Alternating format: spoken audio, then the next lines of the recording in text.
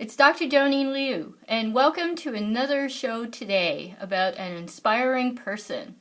Okay, I'm Dr. Joanny Liu. I'm the founder of Concussion Answers, where we help athletes to reverse their injuries, get back in the game they love, and improve the quality of their lives, because that's what really counts, doesn't it? Because you've got to live your life, and if you're going to live your life, oh, thank you so much, Alex. I love your hearts.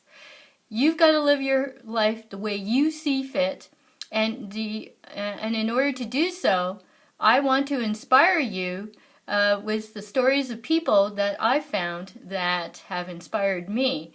But the thing is, I search out for people who are interesting, and this next story is about a person who actually changed her name so that she could write. Now, she was born Alice Mary Norton in 1912, and she died in 2005. Andre Norton is what she changed her name to, and it's a boy's name because in those days, that's what science fiction and fantasy was all about. It was thought to be a male-dominated industry, and it was only meant for boys to read, or boys were more attracted to it. Thank you so much for your hearts. So the thing is that she didn't let any of that stop her. And along the way, she really had a message to give to all of us who were lucky enough to read her books. So I started reading Andre Norton's books when I was in grade 7. So I guess I was about 12 or 13 years old. And the thing is that it was a friend of mine who introduced me to science fiction. I was already an avid reader, but science fiction was new to me. And reading science fiction through Andre Norton's books was a real eye-opener.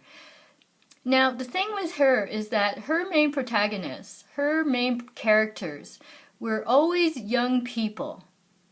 And so she wrote books for young people. And she always put them in the type of setting where they were always challenged, okay?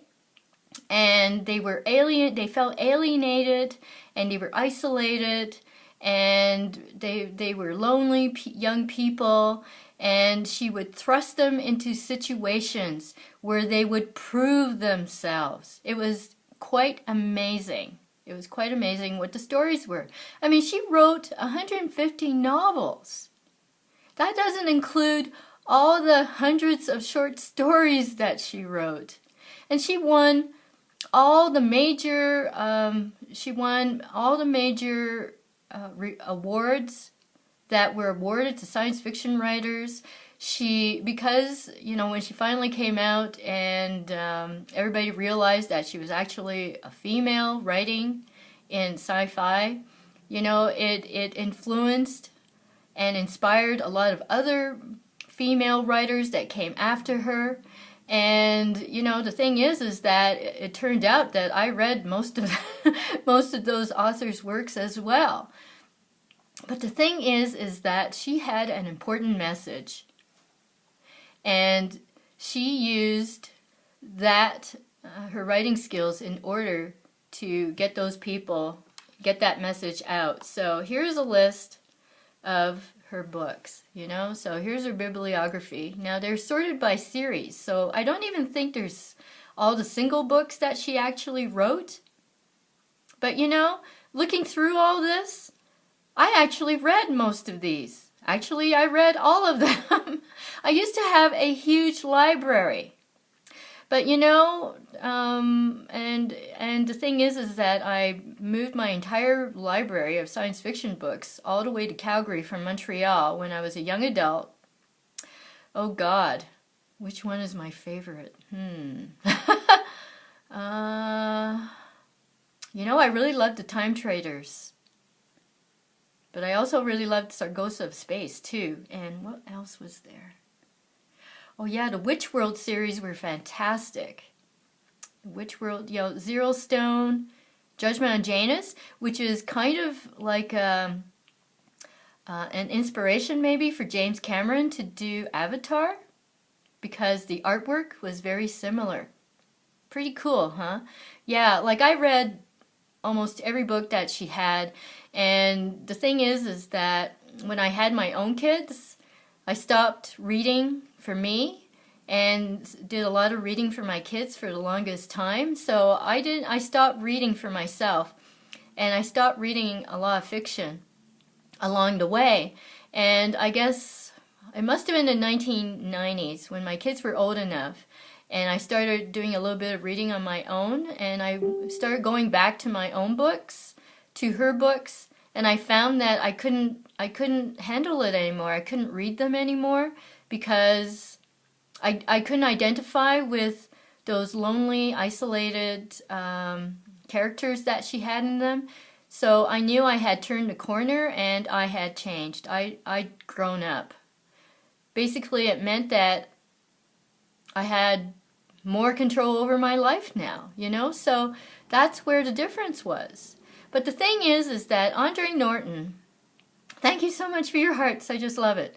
The thing is that Andre Norton also, she was relentless, okay? She decided, hi there, she made a decision that she was going to do whatever she wanted. She was going to continue writing. It didn't matter that she was a female, a loner herself, in a vast pool of male writers. She did whatever she could. She wrote. She changed her name so that she could do this. I mean, she adapted. She was willing to sacrifice her birth name so that she could continue writing her craft. So she wrote relentlessly. She was prolific. She was not very well. She was very sickly. She wasn't very strong physically, but my God, her mind and her heart, they were the strong things. Her goal was more strong than anything else. So think about it. You know, when we are in a particular mindset, you know, we can do so many wonderful things because we believe in ourselves. She believed in herself. Her mother helped her. Her mother was her editor for many, many years until her death. But the thing is that Andre Norton did what she loved for most of her life. She wrote for 70 years. That's right, 70 years. She was totally dedicated to her craft and to other authors and to raising humankind up. Because her message was, yes, her message was, you are strong enough to do what you want. And she lived it. She lived her message as well. She never let, you know, her physical weaknesses get in the way of her message, her purpose in life. You know, these were the things that I didn't know about my favorite science fiction author. I didn't know any of this. That's why it's so incredible that I would have picked her. But you know, each one of us has got a story. It just depends on how you're going to end that story, how you want to be remembered. Because Andre Norton still has many fans out there. Okay? So she didn't just appeal to young people, she also appealed to adults as well. She had a lot of adult fans. In my case, I had to let her go. But because of her, you know, I think the message really stuck with me, that I could go out and do whatever I wanted. And it's the same message for you. So if you can find her books, that would be great, because I really don't know how much is still out there. You know, thank you so much, I love your hearts. I don't know how much is still out there available, because she stopped writing only shortly before she died. So I think her last book was in partnership with somebody in 2004. But the thing is that I think you can probably find her in secondhand books, but you know, it's all well worth it. I mean, of course, Amazon sells secondhand books. But the thing is, remember, if you really have a dream, if you really want something, just go and do it. Just go and do it. Don't let anything stop you.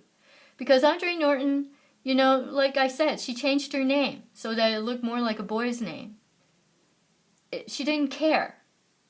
There was no ego behind this because her life's work was more important.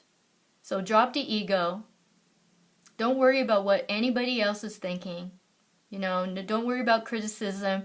Don't take any of that because that's their problem. It's not yours, okay? You just go out, be brave, and do what you are supposed to do.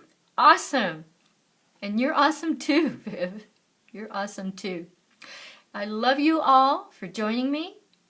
And if you know anybody who has an issue with PCS or concussion right now, please send them to Amazon and pick up my book, Heal Your Concussion, How to Quickly and Effectively Get Back in the Game.